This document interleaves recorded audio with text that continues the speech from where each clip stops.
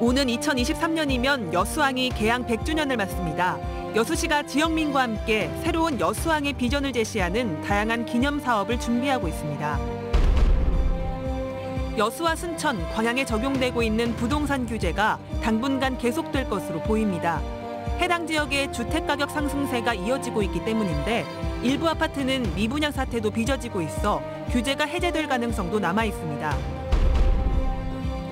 전라남도가 건의한 전남동부 현안 사업들이 내년 정부 예산안에 대거 반영됐습니다.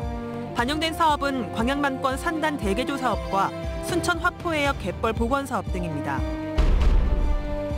다음 달 2일 보건의료노조가 파업을 예고하고 나섰습니다. 코로나19 장기화로 보건 인력들의 피로감이 갈수록 높아지고 있기 때문인데 지역 대학병원을 중심으로 비상이 걸렸습니다. 여러분 안녕하십니까? 화요일 밤 여수 MBC 뉴스데스크입니다. 오늘 전남 동부권에선 4명의 코로나19 확진자가 발생했습니다.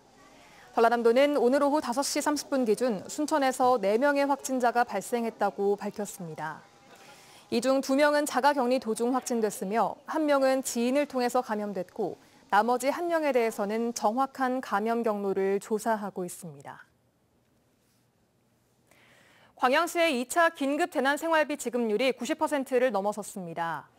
광양시는 코로나19의 장기화로 침체된 지역 경제에 새로운 활력을 부여하기 위해 전 시민들을 대상으로 25만 원씩 지급하고 있는 2차 긴급 재난생활비의 지급률이 어제 기준 90%를 돌파했다고 밝혔습니다. 시는 379억 원 규모의 2차 긴급 재난생활비 지급률이 추석을 앞둔 다음 달 17일이면 99%에 이를 것으로 전망했습니다. 오는 2023년 여수항이 개항 100주년을 맞습니다. 여수에서 돈 자랑하지 말라며 풍요로운 지역 경제를 이끌어온 여수항이 새로운 100년의 비전을 앞두고 있습니다.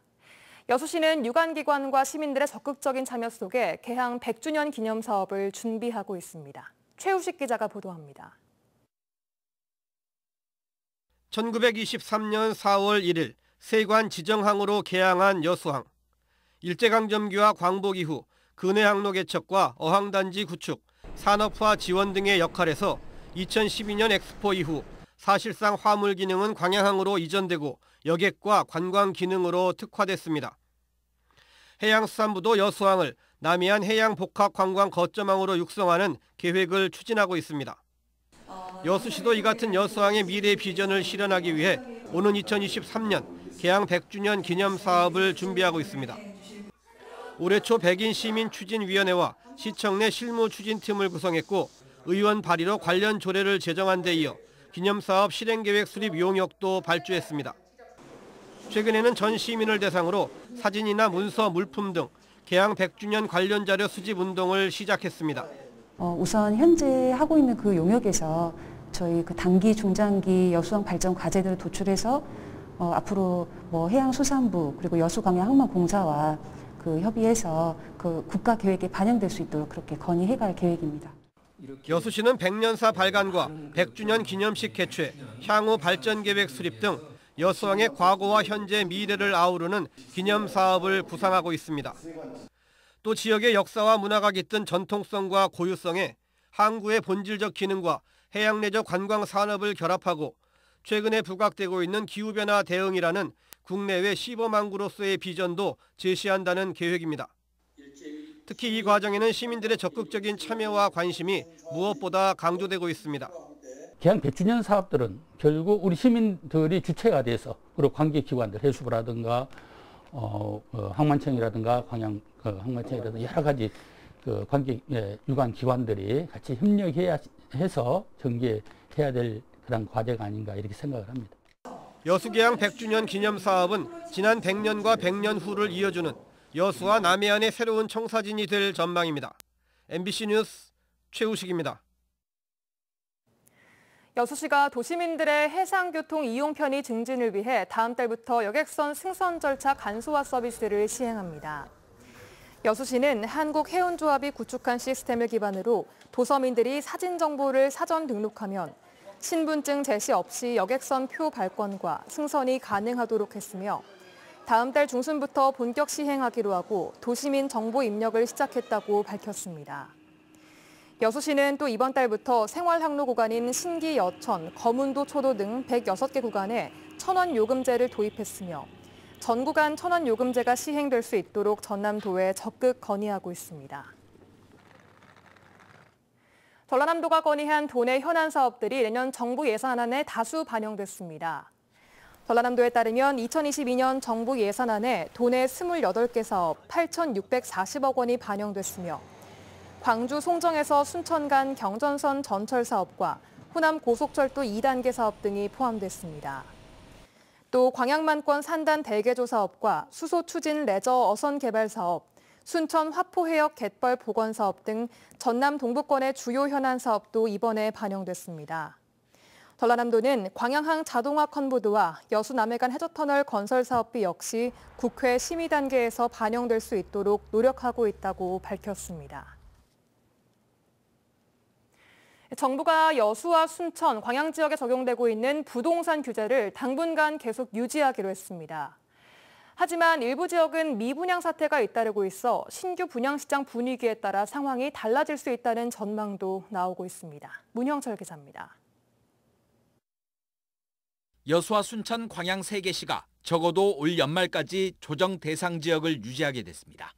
국토교통부는 제3차 주거정책심의위원회를 열어 부동산 규제 지역 조정 여부를 검토한 결과 해제 요건을 충족하는 지역은 없었다고 밝혔습니다. 2달 전 열린 제2차 회의에서는 순천과 광양이 해제 대상으로 거론됐지만 이후에도 주택가격 상승세가 이어지면서 해제를 위한 정량 기준을 충족하지 못했습니다. 여기에 동부권의 주택시장이 충분히 안정되지 않았다는 시각도 이번 결정에 영향을 미친 것으로 알려졌습니다. 해제되었을 때 다시 과열된다든지 풍선 효과가 나타날 수 있다든지 하는 종합적인 면을 고려해서 대출 제한 등 각종 규제가 유지되는 상황에서 광양에서는 각각 700세대와 900세대 규모의 아파트가 청약에 들어갔고 순천에서도 조만간 2천여 세대의 대규모 아파트 단지가 조정지역 지정 이후 처음으로 분양을 시작합니다. 이들 아파트에 대한 청약 경쟁률이 향후 조정지역 해제 여부를 결정하는 데 참고 자료가 될 수 있어 지역 부동산 업계는 촉각을 곤두세우고 있습니다. 특히 광양의 경우에는 규제 지역으로 지정되기 전부터 일부 아파트들이 미분양 사태를 겪은 데 이어 신규 아파트의 경우에도 입지에 따라 분양률이 큰 차이를 보일 것으로 예상돼 동단위 해제가 가능할 것이란 전망도 나오고 있습니다. 순천하고 여수하고 전혀 시장이 좀 틀리거든요. 분양이 된다 그러면 그 지역은 그럼 묵더라도 최소한에 나머지 지역은 이게 조정 해제를 요청해야 된다. 반면 여수의 경우 신도심 아파트를 중심으로 신고가 행진이 이어지고 있는 데다 청약시장 과열 여부를 객관적으로 판단할 수 있는 분양 계획도 없어 부동산 규제가 당분간은 유지될 것으로 관련 업계는 전망하고 있습니다. MBC 뉴스 문형철입니다. 전남 도립미술관이 내일부터 고 이건희 삼성회장 컬렉션을 비롯해 다양한 기획전을 엽니다. 고귀한 시간, 위대한 선물이란 주제로 열리는 고 이건희 삼성회장의 컬렉션 전시회는 김환기, 오지호, 천경자 등 전남 출신 거장들의 작품이 다수 포함돼 있습니다. 같은 기간 진도 출신의 거장 손재형 서예가의 작품과 베니스 비엔날레에서 주목을 받았던 러시안 예술가 그룹 AES의 작품 전시회도 열릴 예정입니다.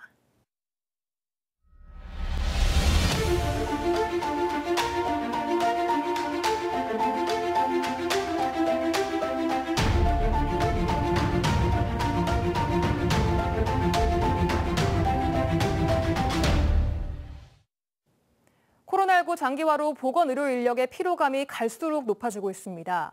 보건의료 노조를 중심으로 이에 대한 대책을 수차례 요구해왔는데 방역당국도 별다른 대책을 내놓지 못하고 있습니다. 결국 노조가 다음 달 2일 총파업을 예고했습니다. 우종훈 기자가 취재했습니다. 광주에서 코로나19 첫 환자가 나온 지 2년째. 환자들을 가장 가까이서 돌봤던 간호사 등 5천여 명의 보건의료 종사자들이 총파업을 예고했습니다. 무엇보다 생명을 공공의료와 보건의료 인력 확충하라! 전대병원과 조대병원 등 광주 11개 병원 보건의료 종사자들은 코로나19 장기화로 수도권보다 2배 많은 1인당 30명의 환자들을 1명의 간호사가 돌보고 있다며 감염병 전담병원 확충 등 공공의료시설이 뒷받침되지 않으면 더 이상 버틸 수 없는 상황이라고 대책 마련을 촉구했습니다. 또 신입 간호사의 절반이 자진 퇴사하고 있다며 더 이상 희생을 강요할 수 없다고 덧붙였습니다. 한 번 들어가면 4시간, 5시간씩 환자를 볼 수밖에 없는 게 현재 상황이고요. 그러다 보니까 들어가면서 사실 식사나 심지어는 물도 마시지 않은 상태에서 환자를 케어합니다. 보건의료노조는 내일까지 정부와 막바지 교섭을 벌이고 받아들여지지 않을 시 다음 날 오전 총파업에 들어간다는 계획입니다.